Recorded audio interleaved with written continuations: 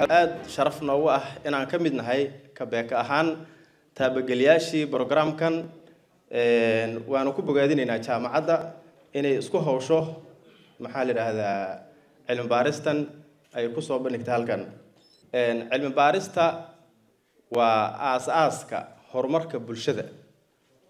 kasta waxay mid kale ka horumarsan tahay inta ay kaga horeyso cilmi baarista marka la raba in meesha la joogo laga guurana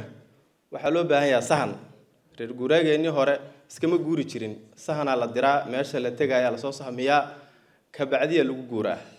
sahan la'aan marka waxba ma socon karaan cilmi baaristuna waa sahankaas aad ayay u mahadsan tahay jaamacadda ka shirkad ahaan beeko waxay qayb ka tahay ama door muhiim ah ka qaadataa horumarka bulshada 10 sano ka hor waxaan hirgelinay solar system taas waxay sahashay xilligaas oo dadka ay ku adkeed in koronto guri walba ay ku jirto in ay hadda u fududaato korontadii $1 iyo 2 senti la gadi jiray in hadda ay 30 senti ilaa 40 senti la iibiyo guri kasta uu awoodo in korontadii ku jirto oo uu nal isticmaalo ilmihii wax ku bartaan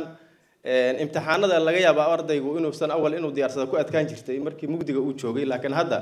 iftiin la haysto waxna lagu baran karo dhinaca kale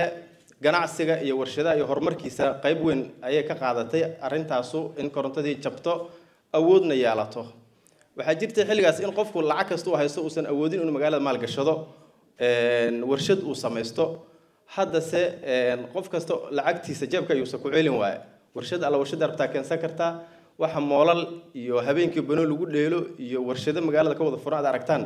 waxa damaanad qaaday oo fududeysay shirkadda beeko dhanka kale waxbarashada shirkaddu waxay furtay machad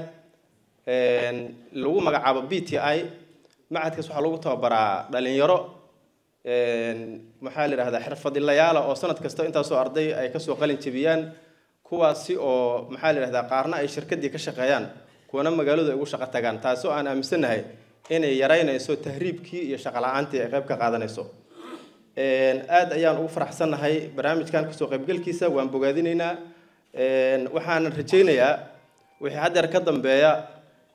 cilmi baarisyadaan inaan ku salayn doono maxaa la yiraahdaa shirkadda talaabooyinka ay qaadi doono inaan wax badan ka faa'iideysan doono maxaa la yiraahdaa cilmi baarista aad iyo aad u mahadsantihiin wassalaamu calaykum waraxmatullaahi tacaala wabarakaatu